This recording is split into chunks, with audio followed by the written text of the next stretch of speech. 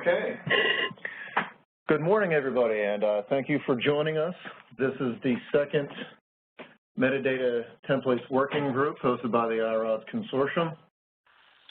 In the first meeting, we had presentations from DFC, Steve Worth from EMC, and our friends from Cyberus.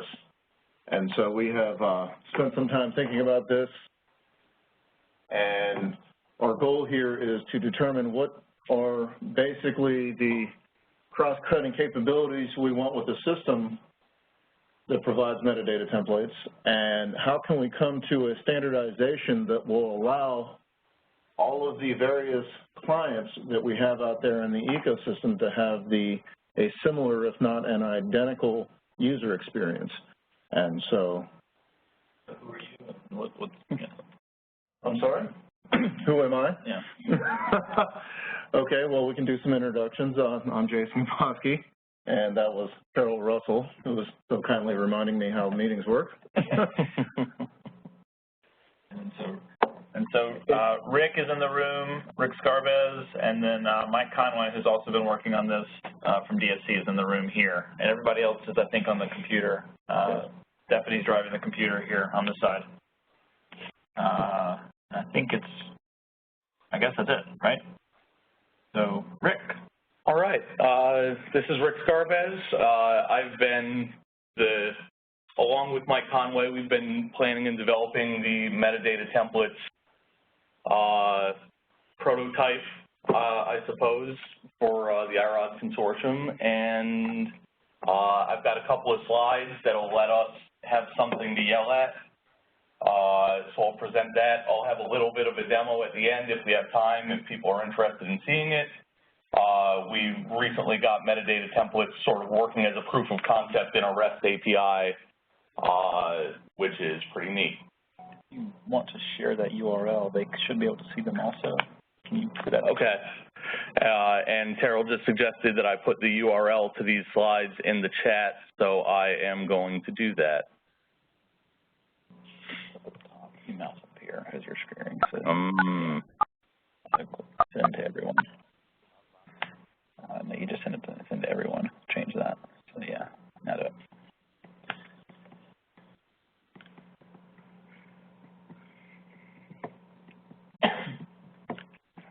So start off with just sort of the use cases that we thought of that we're trying to address with metadata templates. One is to view and interact with AVUs in a user-friendly interface. So it's a way to take AVUs from just a list of string triples to an interface that allows HTML forms to be readily generated from metadata from the AVUs. We can require metadata attributes on iRODS objects. So if you're a curator, you can say that any file, any data object, any collection that gets uploaded into your realm requires certain metadata to be assigned before it can be stored on disk. We can validate metadata elements, so that's both by type and various options by value. So you can ensure that a date is a date, for example, or an int is an int if you're expecting certain types of data to be stored in certain attributes. You can standardize metadata associated with iRODS objects. So, for example, if you want everything in your realm to have Dublin core metadata associated with it, you can require anyone who wants to play in your playground to have Dublin core metadata associated with their files. You can uniformly apply metadata to many objects simultaneously. So if you're an author and you have Dublin core metadata that you have associated with you or with a project that you work on, you can apply that metadata to all your data objects or collections simultaneously, and also to provide rendering guidance to GUIs. So these are things like if it's a string, it should be rendered as a text box. So these were the use cases that we thought of that we tried to address with metadata templates as it's designed so far. And if you have any other use cases that you're dealing with, I'd be very interested to hear them. There's a metadata template JSON schema that we have. I haven't produced it here because it would take like 6 slides. But the metadata template contains the following properties. So it's got a name, a type, a source, a destination. These are things that I'm going to talk about on the following slides. I'm sorry. Yeah, I basically mean zone. I'm sorry. Thank you, Stephen Worth. So when I've been saying realm and playground, I've been speaking generally. We're basically talking about zones here. And author a version, whether this template is required, and the metadata elements associated with that. So the type is an enum indicating what type of metadata template it is. Currently, only form-based metadata templates are supported, so these are things that are like HTML forms. We've discussed adding, for example, support for templates derived from schema.org schema, which would be an avenue for future work, or other ways of defining metadata templates other than just listing the elements. But in our implementation so far, it's just lists of elements. The source is, again, an enum indicating where the data to populate the metadata template will come from. So currently, the only supported source is user. We're expecting someone to type in the values for these metadata templates. But again, we've discussed adding the ability to populate a metadata template with output from an iRODS rule, for example, or a combination of rule output and user input, so that you could have an automated, a scripted metadata generation tool chain. Are there any other candidates besides 2? These are the only ones that we've thought of so far. Okay. I can certainly imagine just values coming from the command line rather than from an iRODS rule. So if you wanted to just write scripts more generally, that might be another option. Yeah, and hey, Tony, we're interested in adding the ability to call an analyses too from the DE architecture, so you could have a Docker extractor that could tie to these metadata templates. So in thinking about calling it user or rules, is it more of a manual or automated? Or that is a fair distinction so far.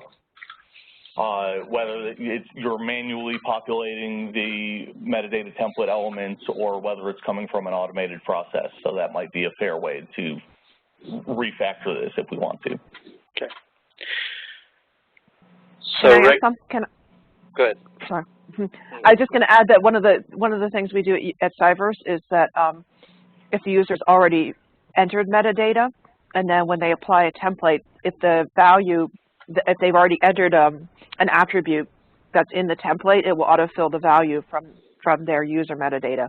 So that might still be considered user as an input source, yeah, but it's a slightly different way of getting it in there. Right, and that's not something that we had thought about, so thank you. Right, and that likewise feeds into the characteristic of default values. Reality is that if you start asking people to have to fill in more than a few values when you're applying a template, you're going to find that they will avoid or not use the system at all. Yes, absolutely. So, and there is support for default values in the system already. Okay.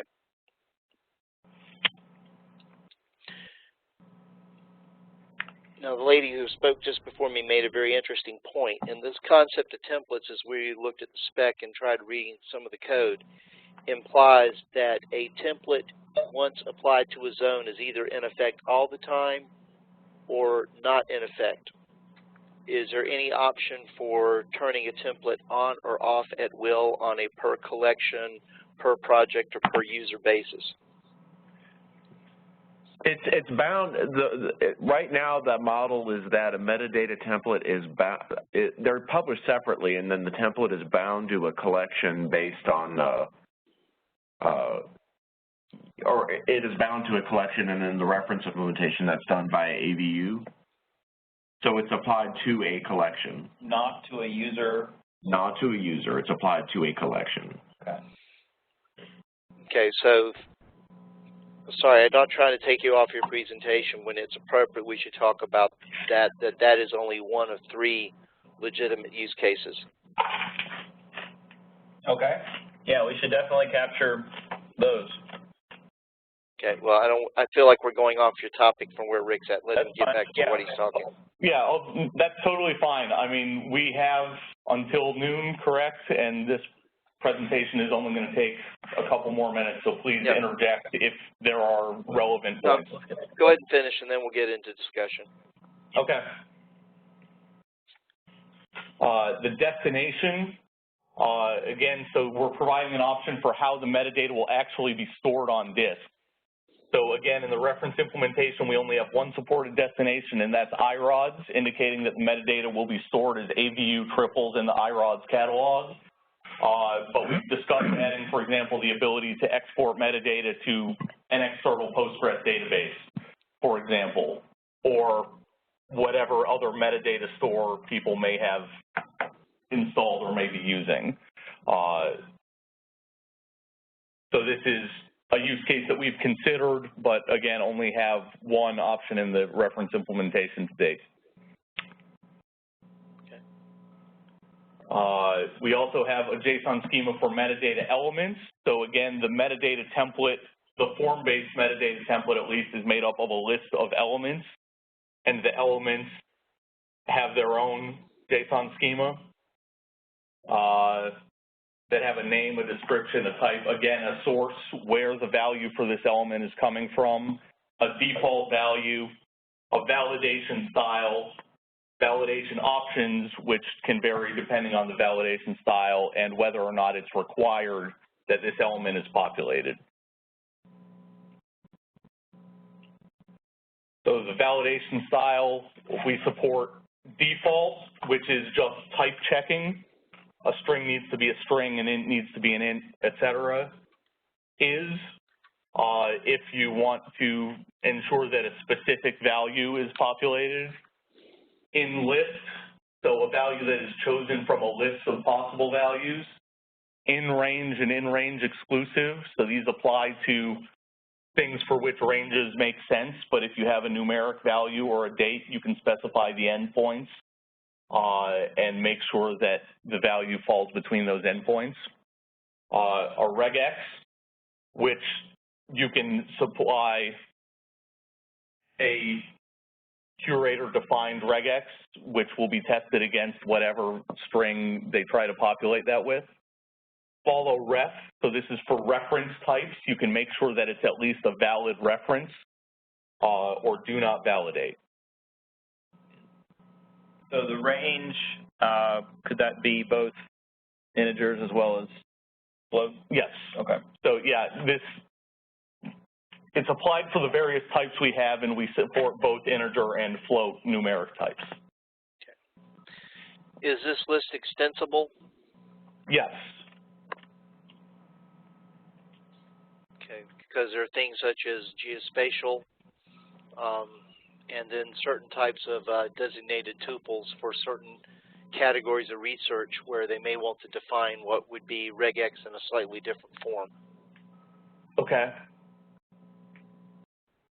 Yeah, and when I say extensible, I mean extensible by the iRODS administrator setting up the system.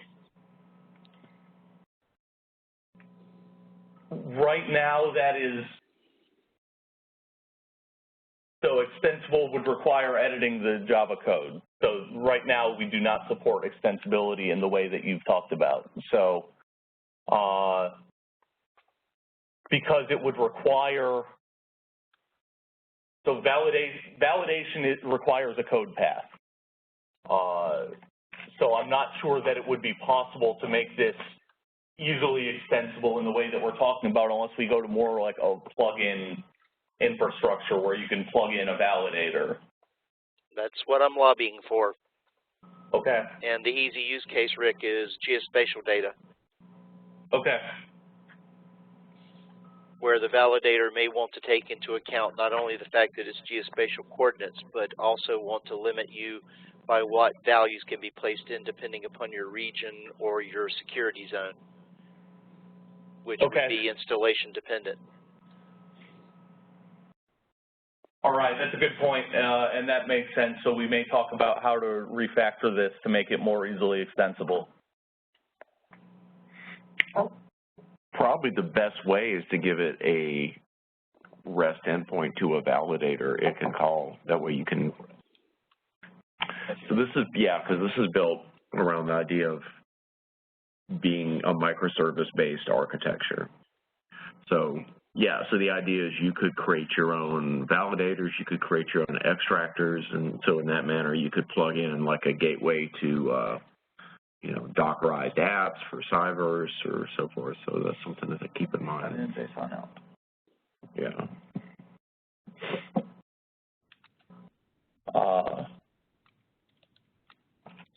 We already did that. So these are our supported list of types at this point. We support raw strings, raw text, which is just a different GUI hint for a string to render as a text, you know, a text entry box instead of just a single string. Similarly with raw URL, raw ints, floats, booleans, date time, and date time. We also support several reference types. So ref iRODS query is a reference to essentially the obstat on your data object or data collection, so you can retrieve data from there. Ref iRODS catalog is a reference to a file or a collection in the iRODS catalog. And ref URL follows the URL to get the value of the metadata. And then we have several list types, list of strings, list of ints, and list of floats. So you can have multiple values for the same attribute. Now, Rick, while we're there, one type that would also suggest you consider is a list of selections. Okay. The list can be arbitrary text strings. Okay, so that would be sort of a combination of the list string type and the in-list validation. Okay, I believe we support that already, if I'm understanding it right. Well, it would be both single selection and multiple selections. In other words, here's a list of possible values you can pick from. Can be one or many. Okay. Yeah, that has it.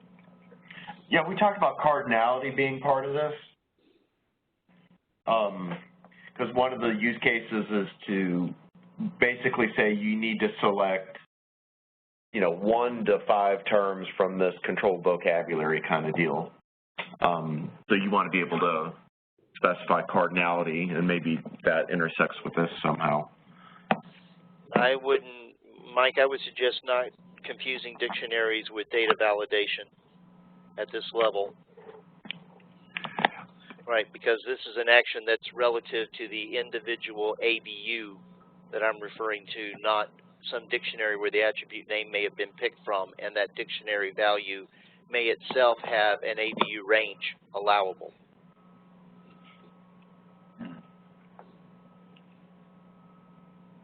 And if that didn't make any sense, say so, and I'll explain the use case scenario. Yeah, that does. I'm trying to follow that. I'm not quite sure. Okay. So one of the things that we've encountered in talking to people is that for folks doing research work who do not want to have a locked dictionary system, what they do want is the ability to define a metadata attribute where the value and the unit can have legitimate type ranges like Rick here has on his slide. And that property stays with that AVU tag for anyone else who comes along to modify it. But then if you go and then create a template, you have to be aware that the template that you're then going to later apply may or may not have the exact same property value, which of course generates a collision and precedence problem. And then again, if I'm trying to apply a dictionary where I want to lock everything down via either a template as you're putting it in or a dictionary where the template can be created out of, that in and of itself can have its own property structure. So there are layers of these things that have to either be simplified by putting everything only in a template or have to have some kind of a methodology that lets you assign and keep data validation properties by the metadata tag, which then can be overwritten by a template, or where the template and the tag value itself can then be overwritten by a dictionary.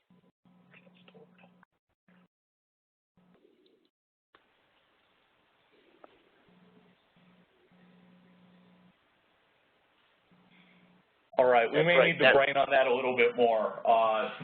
Okay, I'll tell you what, I heard the pregnant pause. Let me try it this way. It might make it a little bit simpler.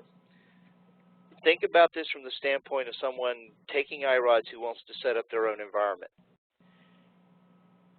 Within a single zone, it is quite possible that an administrator may want to have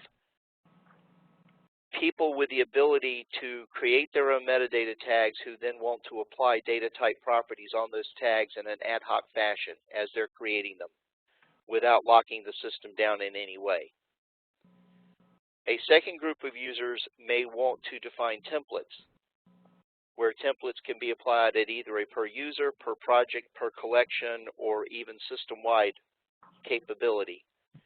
And if templates are enforced, templates can either be you can use them if you want, or you can lock them down and you're forced to use them, in which case they overwrite anything that a user may have done. And then lastly, there is the concept of I want to define what anybody in the system can potentially use, which is a data dictionary, meaning the attribute names and the appropriate values that are attached to the data validation have to come out of the dictionary. And the dictionary, again, can be optional or locked and forced. Sure. So one of those use cases, this is Mike, so one of those use cases I think won't happen with templates overwriting because the serialization of metadata into AVUs is very specific to metadata templates. So when you store, tell me if I'm going off track here, but if you have data that you apply to an object based on a metadata template, the actual AVUs will say this is element GUID number X from metadata template Y. So when you look at the raw AVUs, they are very specifically identifying template within element. So there shouldn't be, unless it was like a sort of a winning the lottery kind of thing, a collision. But then the second part you're saying, if I've got this straight, is you want that there could potentially be validation or other information in the AVU itself that you want to inform how it's used in the template. Is that kind of what we're kind of getting at here, just to be clear? It could be, Mike, but when we talked to other people about it, we got the scenario going the other way. The template would dictate over the ad hoc validation. Because you do have to have some kind of hierarchy here in terms of order of importance. But the difficulty on the property we ran into as we talked to people was that if I had, for example, set up my system and did not lock it down, but then over time it needed to be locked down, and the way I was going to lock it down was by applying templates against certain collections or against everything in the whole system. Right, the template needs to be able to overwrite the AVU, and you're correct. We would then take that chain when you track it back to the UUID, you would just add it as an additional AVU tag. But if I'm trying to purge my system, the natural thought would be is that people would want the metadata template, if they were using it in kind of an enforced policy mode, to blow away all the old AVUs. Now, I agree with you before you say it that you don't have to do it that way. I can create my own rule to go through and then purge all the old bad metadata. I don't think you want to give the template the power. Yeah, that's what we were kind of thinking, that the metadata that it's curated through these templates is a completely different animal from and can coexist side by side with any user-entered AVUs. Yeah. We do not, I would say we do not disagree with that. We've seen people who want both scenarios. Right. And two, we mix other kinds of like preservation metadata along with user-curated metadata until JSON and gets all the sort of different classes of AVUs kind of all squared away, like in the next week or so. Yeah, give me a couple. Yeah, actually what's the more interesting use case, looking at it from the way you just described it, is that one scenario that is very real is individuals who want to be able to have a collection where the objects in the collection may have either multiple templates applied against the same object or multiple templates in use across different objects in the same collection. Absolutely. Yeah, this is a many-to-many relationship, potentially. Exactly. Yeah, I think if we start adding the deletion capability to the templates, it's going to be it's quite possibly disastrous.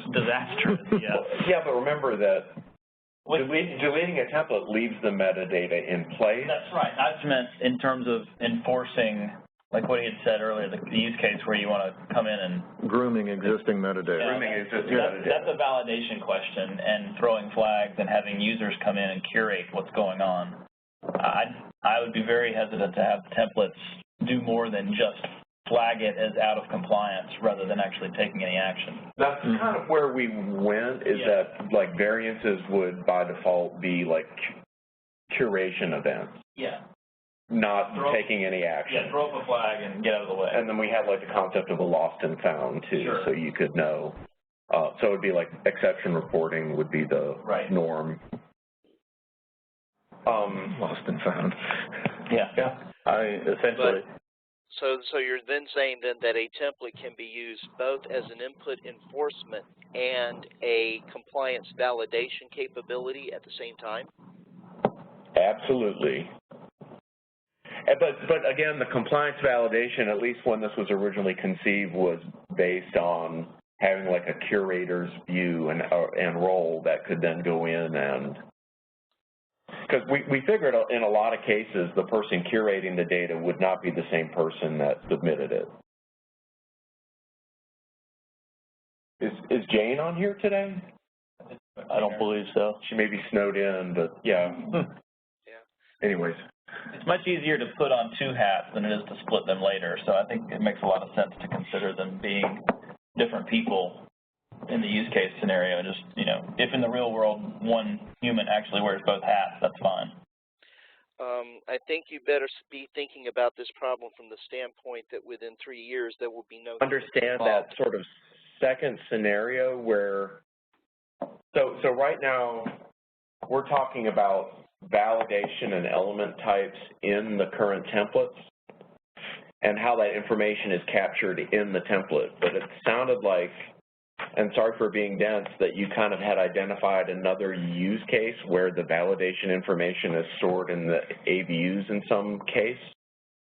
That's absolutely what was originally desired, Mike. That was what was in that demo I showed you all at the iRODS meeting the other week. We actually bury in our current implementation the metadata validation as an additional AVU so that it tracks the individual metadata tag. So would it be possible to add a type that could consult? So it would almost be like adding a validation style. Yeah. Because when the way the metadata templates work is they sort of suck in all the AVUs for an object that is being considered, and then it does a merge. So at that point, you actually have those AVUs in hand. So you could use one of them to direct the activity. Yeah, so you have that data in hand, and it's almost, Steve, it's almost kind of like that idea of having dynamic pointers. So like our deal with Dublin Core would be like create date should not be entered as an AVU. It should instead just consult the create date of the object in the catalog as it exists already, right? So, absolutely. But you're thinking, I should put this properly, you're being more rigid than the individuals we first interacted with on this who beat us in the head. What they were basically arguing for is that if I am a good individual, just like I would be working with a Word or an Excel file, when I start adding tags, I should put validation on that tag that stays with the tag that stays with the object, so that if anyone else later comes along and edits those tags, they would be forced to use the validation that is part of the tag. Well, here's something this is interesting, Steve. So here's something we had toyed with but hadn't done in this first cut. So we had this idea of like a little language, and Rick, jump in. Do you want to talk about the little language stuff and the .avu stuff? And I have one question. So when we're talking about validating the AVUs for your implementation of the metadata template, do those AVUs point back to the template from which they were derived? Yes. So, okay, an AVU that is associated with the metadata template has a special flag in its unit that says what template that attribute value comes from. So we're basically one level of indirection away from the validation that Steve is currently described. Yes. Okay.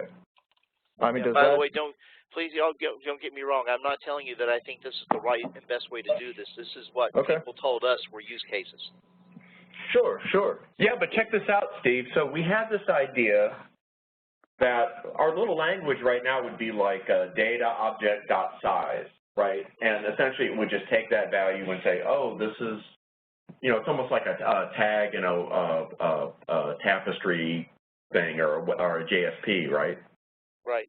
So, but if you had like data object dot AVU dot something, that you could actually pull data out of another AVU and use it for a purpose.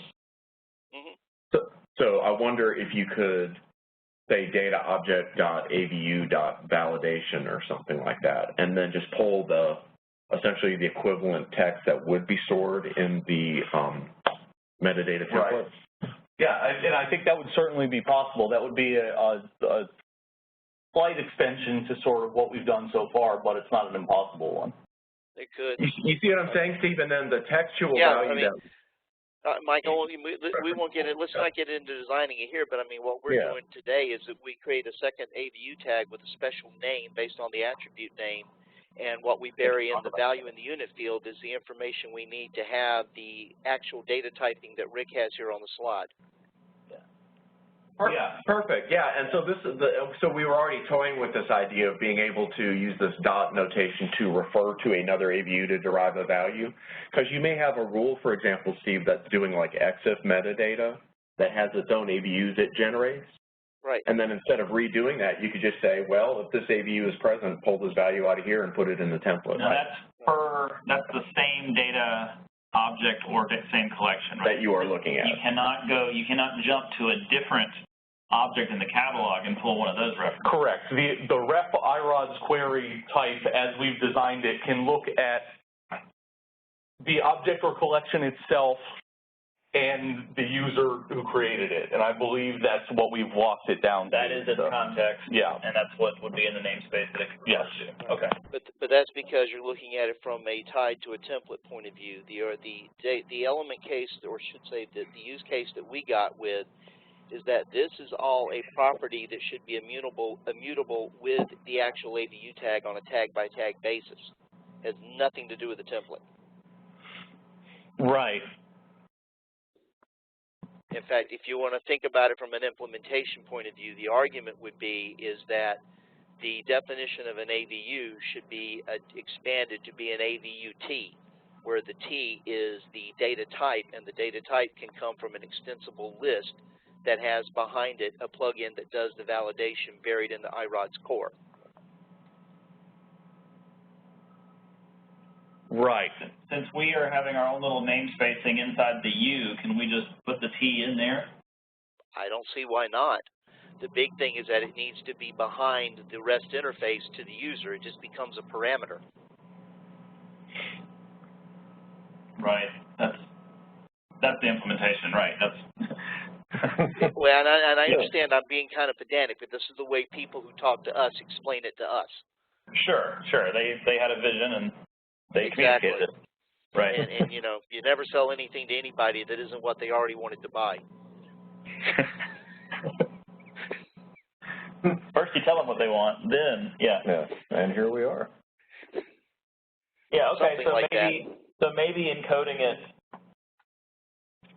allows that extra level of indirection that we need to be able to capture this use case as well. Well, we should spend more time talking about this specific use case offline, and then we can iterate with another working group. Yeah, or decide it's not a valid one and ditch it. I mean, it goes both ways, right? We're just trying to be the messenger here.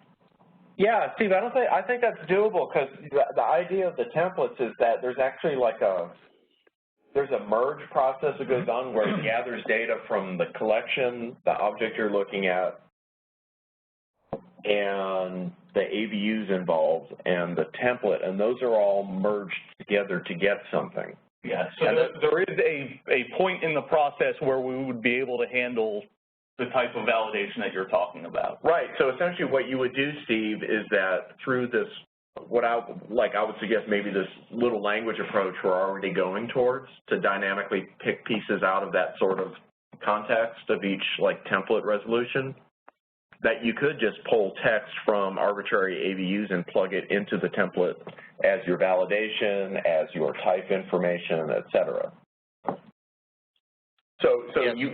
So there's like that resolution phase where you could introduce arbitrary, dynamically resolved information for the template, for the AVUs, et cetera.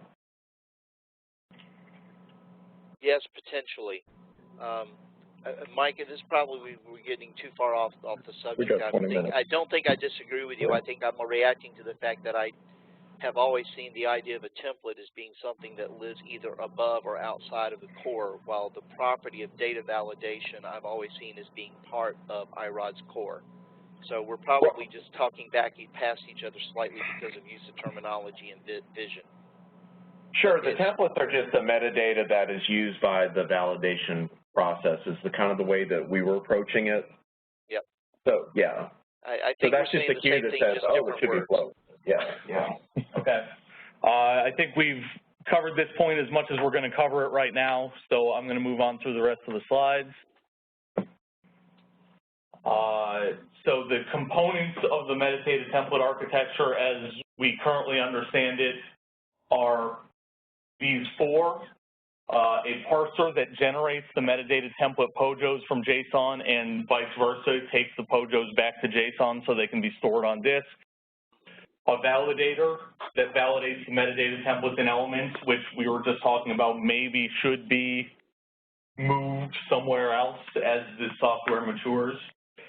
A resolver that handles the find list, create, update, delete operations on template files. The resolver is also what handles this merge operation that we've been talking about, which is very important, and I'll show a little demo of that later. And an exporter that saves the populated metadata template out to the permanent metadata store, which again, right now is iRODS, but could potentially be Postgres or an external metadata store that you have. And this is maybe not that interesting right now. It's pretty big, but it's just an illustration of how metadata templates plus this form bot, which is sort of the REST layer in between metadata templates and the front end, would do an operation which is requiring metadata templates to be enforced on a file upload. I won't make you look at it now. I sent out the link to the slides. If you want to look at it, it's there for you, and it's also in the newest version of the white paper. So if we send that around with the minutes or something, it'll be there. But what I'd like to show you just very quickly, it's not a very long demo, but it is a perhaps informative demo. Let me embiggen.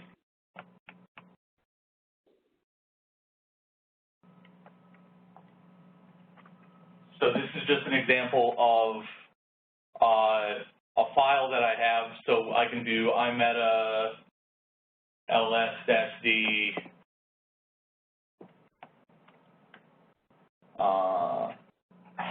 where am I?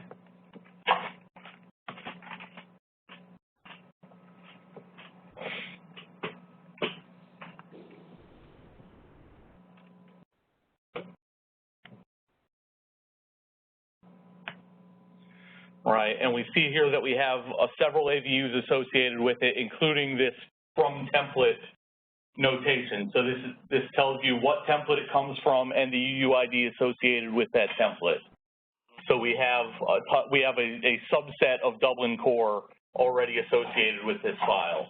Okay, so Rick, stop there for a moment. So the most obvious question is that if I have multiple templates in play and the same attribute appears from multiple templates, which one gets stored in this units field?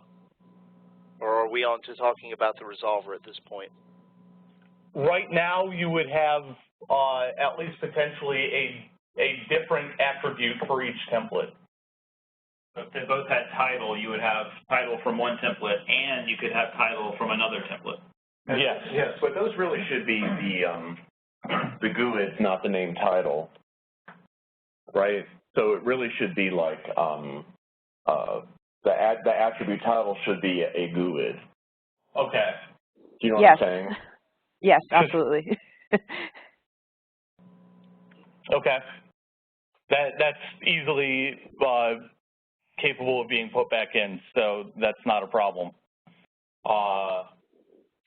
Yeah, and I don't want to delay the demo, but the real point I'm trying to make is that if you look at this from the standpoint of an AVU, I can define the same attribute value tuple to put in there, and if they're the same, then either the unit makes the difference when it goes into the ICAT or not.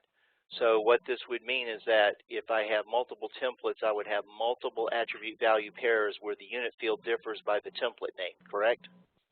Correct. Okay. Keep going. I think there's another point to be made, but it will come up later. Okay. So we have, right now, there's just a single template associated with this. This is a Dublin core metadata template. And we also have this orphan value. So this is a user-entered attribute value pair that is not associated with any template. This was just put onto the file directly. Okay, so if we come over to our REST interface, so this is just the Google Advanced REST client, and we can come over here and we can say build populated forms, and we're just passing in the fully qualified path to that test file that we were just looking at.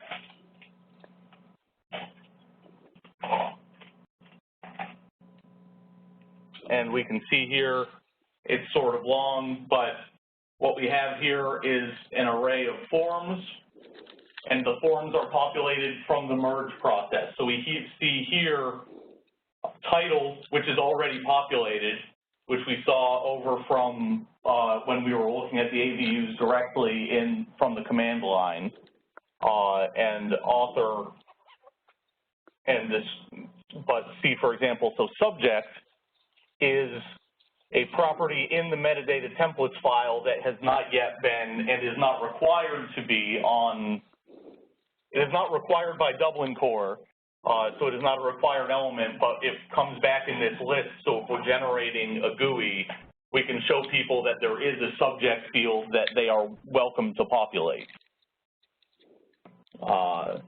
So we're looking at all of Dublin core, which is partially populated from the AVUs that were already on that file. And then we have this non-template AVUs, which are the AVUs on that file that are not associated with any template. So we see here this orphan, which was not associated with a template on that file. So I'm happy to talk more about this. This is, you know. So can you show on the diagram of your flow what you just did? Okay.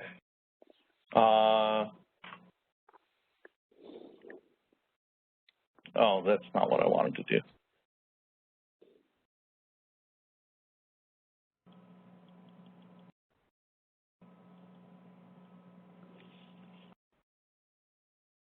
So this isn't exactly the same thing, but what we are doing is because we're not checking on upload. We're applying it. We're doing a merge on an existing file. We check to see if there are any required templates. We build the list of required templates from looking at the MD template files. We open them. We build a list of JSON representation of HTML forms. That's that forms array that came back that we were looking at. That's the part you got. Right, and then we, didn't do the rendering because there is no front end hookup as yet. This is eventually going to go through, for example, iRODS cloud browser. So we did essentially this component of the diagram in the demo that we just saw. And it sounded like Steve at least had a question or a clarification that he was looking for, but I'm open to anything else because that's all I had to talk about. So if somebody wanted to get, 1 second. So if somebody wanted to get started with this, how would someone else kick tires using it before we get off into the technical details again? Someone would, probably the easiest way to start kicking tires would be, since there's no real interface. Sure, but I mean, we have people on the phone that build interfaces, which is why we're right. So the easiest way would be to pull the development branch of Jargon Extensions and Jargon Extensions IF from the DICE UNC GitHub repo. We'll put these links somewhere where people can see them, but that's where the metadata templates are defined. All right. And then there are many unit tests that exercise all the different functions of the metadata templates as written in jargon. So that would probably be the easiest way, would be to go look at that and see the functions that are being called and see how that's being executed. Okay. Yeah, so, but interacting with the stuff at the REST level is probably the most interesting. So, so we're developing a Swagger document for that so that people could generate their own front ends and also, I think the next step would be to get the REST API sort of provisioned and put it up on an operating iRODS server. Is the REST API complete here, or for all of the operations? It only exposes a subset of operations. Okay, so we need to complete the REST interface before this becomes... That's what I'm wondering, is to actually just put up an iRODS server with a REST endpoint and the Swagger docs, so you could actually go into the Swagger docs and try to run these methods and see what happens, would be one modality for looking at it.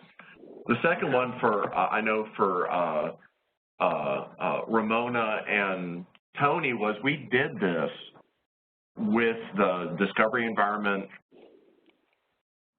way of doing metadata in mind. And so the idea for you guys potentially would be to see if we can successfully make the metadata templates API talk to the metadata templates as stored in Postgres in Cyverse, right? Yep. And so it's kind of like the way we're talking about publishing is can you have like a common REST specification that can talk to various things. So the idea doesn't necessarily have to be that this replaces other things as much as it is a service API that can, coexist so that we could at least at the REST layer start talking the similar language. There's an element of that too. Absolutely. Yeah. So, very good. Yeah, so Jason, Rick, Steve, the thing I was going to go into, and we're not going to have time to do this today, so I won't go into it now, but there's an aspect of looking at how the resolver works through the hierarchy and pulls things together that need to be talked about. And I'll be honest, there's still another part of me that wants to get in a little bit, Rick, to the diagram you have at the back about where the interface layer is between what's a service and what goes into the UI, because one of the things that should happen here to make this wildly popular with people is the UIs need to be able to help create the infrastructure for the templates without people having to write JSON, XML, or other type of code. The Right, service has right. to do its piece of work with people putting the building blocks together without having to understand how the mechanics work. Sure, and if they can make calls to REST endpoints, the FormBot stuff also has a Swagger API, so you could generate JavaScript bindings, C# bindings, or whatever you wanted and make calls to FormBot and get back domain objects, yeah.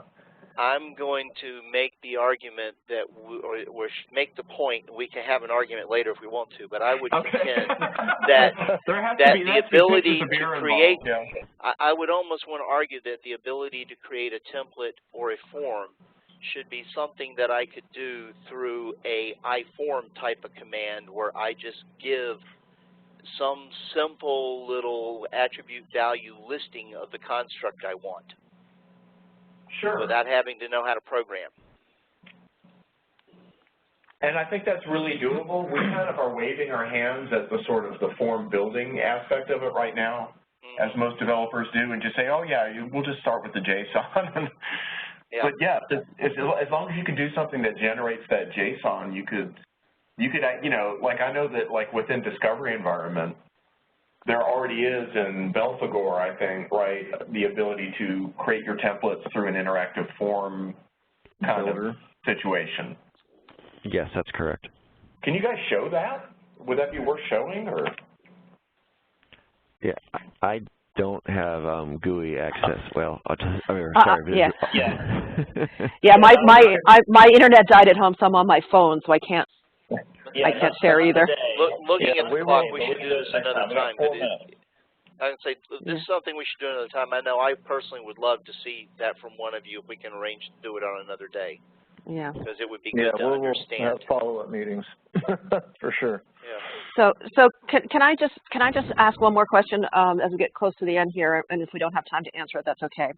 Maybe I missed it. One of our key use cases, this is Ramona for Cyverse, is so we use the data site metadata template, and in data site, it's really important to be able to link attributes to one another. For example, you might have creator ID, creator name, creator affiliation, and then you have multiple creators, so you need to know which ID and which name and which affiliation go with which creator.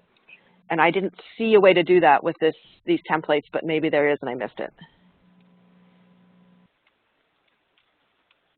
So linking collections of AVUs together, or collections linking one AVU to another, whether either collections or even individually. If you know, and this also allows us to basically have hierarchical templates, right? Yeah, we don't have that.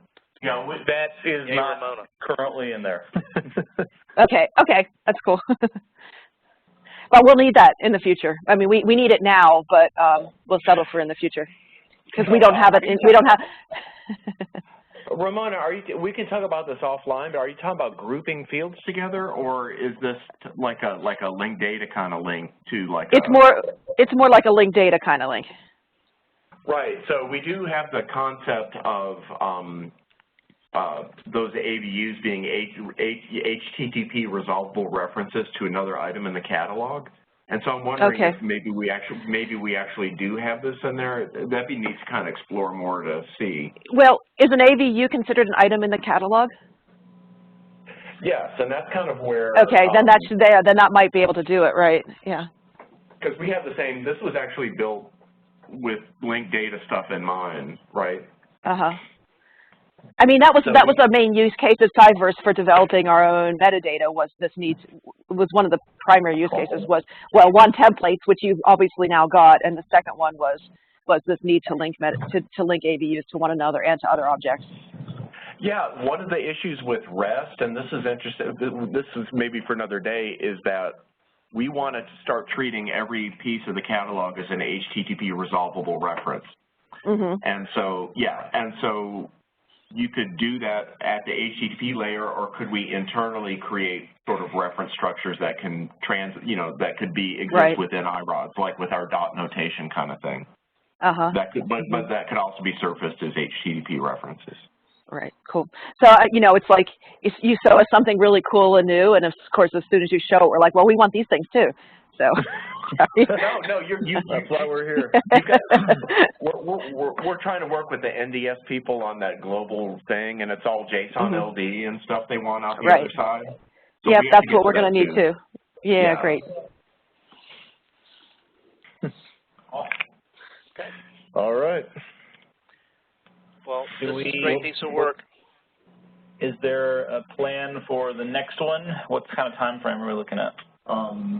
I have not set that up yet, and unfortunately Bonnie is not here. So we will get the minutes put together. We will get them sent out. We have a list of items that we need to go back and address. We need to get an example server set up so our other programmers on the phone can start messing around with it, which was a primary goal of mine, is to get something out there that users can react to from a building and interface point of view. And then we can on our website as well. Yeah, if we could get a sample server and then a live Swagger page that can actually exercise operations on that server, that would be like the best that we could start iterating on. We'll see if we can sit down and get that spun up. We can do that.